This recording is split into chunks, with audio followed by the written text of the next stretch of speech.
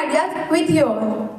So our focal theme is impact of human activities on our environment. Our topic is jute bioplastic, which comes under the sub-theme climate change and its effect on productivity. So the very first question comes to our mind is, what is jute bioplastic? So jute bioplastic is a natural biodegradable plastic made from jute, a natural fiber obtained from jute plant. तो अब बात आती है कि हमने ये project क्यों चुना, और सबसे इम्पोर्टेंट बात कि हमने जूट को ही क्यों चुना, जूट से नेचुरल फाइबर को ही क्यों चुना अपने बायोप्लास्टिक बनाने के लिए। तो हम देखते हैं कि जो प्लास्टिक पॉल्यूशन है, मेजरली प्लास्टिक पॉल्यूशन जो है वो एक मेजर सीरियस प्रॉब्लम है हमारे पूर्णिया में ले ले या फिर इंडिया में या फिर हमारे स्टेट में, कहीं ऑल ओवर दी वर्ल्ड, सिर्फ not only in Purnia, in fact all over the world हम लोग का ये प्लास्टिक पॉल्यूशन जो एक मेजर इशू है और एक कंसर्न इशू है जिसपे हम सभी को ध्यान देना चाहिए। और एक मुझे ऐसा लगा और मेरी टीम को ऐसा लगा कि एक पूर्णिया के नागरिक होने के नाते हमें इस प्रोजेक्ट पे काम करना चाहिए और हमें एक ऐसा सॉल्यूशन ढूंढना चाहिए जो हमारा एग्रीकल्चर बेस्ड हो, हमारे सब थीम और फोकल थीम पे भी बेस्ड हो और हमारा सॉल्यूशन भी हो जो कि प्लास्टिक पॉल्यूशन को रिड्यूस करे। तो हमारा जो ऑब्जेक्टिव्स है इस प्रोजेक्ट को करने का वो है reduce plastic pollution by providing biodegradable alternatives. So ये जूट बायोप्लास्टिक जो है ये एक अल्टरनेटिव्स की तरह काम करके, जो कि प्लास्टिक हम लोग यूज कर रहे हैं, ये इसके जो अल्टरनेट है इसको हम लोग जूट बायोप्लास्टिक के द्वारा भी यूज कर सकते हैं। Develop sustainable bioplastic from jute, हम लोग जूट से एक सस्टेनेबल बायोप्लास्टिक बनाएंगे। Support the jute industry with new product application, और ये जॉब पे क्रिएट कर सकता है जूट इंडस्ट्री में। तो जहाँ भी जूट का प्रोडक्शन होगा, जहाँ भी जूट से बनाई गई चीजें होंगी, हम अपने आसपास देखते हैं कि जूट का बहुत सारा प्रोडक्शन होता है, बहुत सारी चीज होती है, पर हमने सोचा कि जूट से क्यों ना कुछ आउट ऑफ द बॉक्स सोचा जाए और कुछ बनाया जाए। Contribute to environmental conservation by reducing plastic dependency, और जैसे कि हम लोग आज पूरे दुनिया में, पूरी पूर्णिया में, पूरे स्टेट में कहीं भी ले लें, हम लोग प्लास्टिक पे ओवरऑल डिपेंडेंट है। ये हम सबको मानना पड़ेगा और मानते भी कि हम लोग प्लास्टिक पे पूरी तरह से डिपेंडेंट है। तो इसका अल्टरनेट सॉल्यूशन हम लोग ने निकाला है और वो है हमारा जूट बायोप्लास्टिक। तो इसका हाइपोथेसिस क्या है कि the jute bioplastic will be a sustainable alternative to traditional plastic. The project will help to reduce plastic pollution, और सबसे ये हमारा मेन टॉपिक भी है, हमारा जो मेन ऑब्जेक्टिव है वो भी यही है, क्योंकि प्लास्टिक पॉल्यूशन को हम लोग को रिड्यूस करने के लिए ही हमने ये प्रोजेक्ट पे काम किया है। It will support the growth of the green economy, और सबसे महत्वपूर्ण बात यह है कि ये हमारी ग्रीन इकोनॉमी को भी सपोर्ट करेंगे। अब जो हम लोग देखते हैं कि प्लास्टिक पॉल्यूशन जो मेजर इशू है, तो इसके लिए जूट बायोप्लास्टिक जो हमने अल्टरनेटिव्स चुना है उसको कैसे बनाया जाता है। तो सबसे पहले हम लोग को सोक 1 cup of jute fibre in warm water, हम लोगों को पहले गर्म पानी में जो है जूट फाइबर को भिगोना है और थोड़ी देर के लिए छोड़ देना है। अब एक कटोरी, एक बाउल में mix 1 cup of water, 1 cup पानी लेना है, 2 टीस्पून ग्लिसरीन, हम लोग को ग्लिसरीन का भी उपयोग करना है, एंड 1 टेबलस्पून ऑफ स्टार्च, और स्टार्च भी यूज कर सकते हैं। और जब मैंने डिस्ट्रिक्ट प्रेजेंटेशन दिया था तब मैंने एक जज के द्वारा जाना था, मुझे ये बात जानने को मिली थी कि हम लोग स्टार्च में सिर्फ कॉर्न स्टार्च ही नहीं, बल्कि हम लोग जो चावल पकाते हैं, जो भात हम लोग खाते हैं, उसका जो माड़ है, जो पानी हम लोग पका के निकालते हैं, वो भी हम लोग यूज कर सकते हैं। और मैंने खुद उसे यूज करके अपने एक्सपेरिमेंट में ट्राई किया है और वो हालांकि सक्सेसफुल भी रहा है। Add the jute pulp to the mixture, अब जो हमने मिक्सचर तैयार किया उसमें हम लोग जूट पल्प को जो हम लोग भिगो के रखे थे उसको ऐड करेंगे। Heat the mixture on low flame for 10 to 15 minute, तो उसके बाद हम 10 से 15 मिनट तक उसको पकाएंगे लो फ्लेम पर। Spread the paste onto a flat surface, अब हम लोग कोई मोल्डर ले लेंगे, उस पर हम लोग अपना जो हम लोग का जो पेस्ट है, हम लोग का जो मिक्सचर, उसको हम लोग स्प्रेड करेंगे ताकि वो सूखे। The sheet is then cooled and cut into the desired size, अब हम लोग को जैसा भी साइज चाहिए, जैसा भी शेप चाहिए, उस हिसाब से हम उसको कट करके मोल्डर में रखें।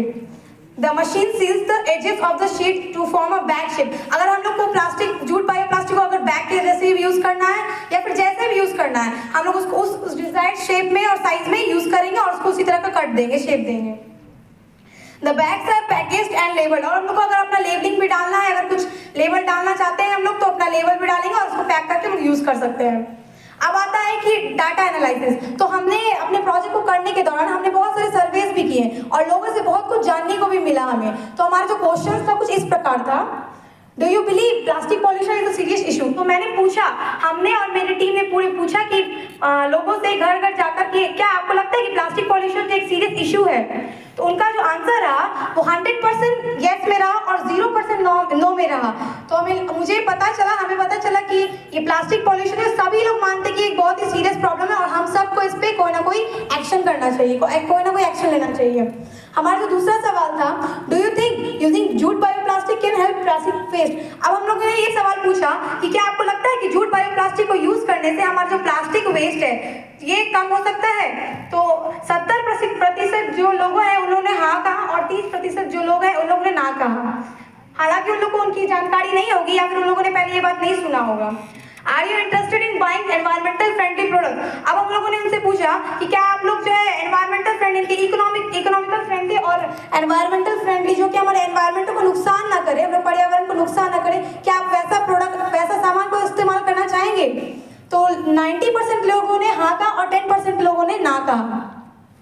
हमारा जो चौथा क्वेश्चन था, would you like to see more sustainable options in your local stores? हम लोगों ने क्वेश्चन किया कि क्या आप लोग जो बहुत सारा सस्टेनेबल रिसोर्स, सस्टेनेबल जो प्रोडक्ट है अपने आसपास देखना चाहेंगे, अपना आसपास देखना पसंद करेंगे? तो 100% लोगों ने हाँ कहा और 0% लोगों ने ना कहा। हमारे इसी प्रकार बहुत सारे क्वेश्चन थे जो सर्वे फाइल में भी हमने दिखाया है। अब आते हैं बात कंक्लूजन पे।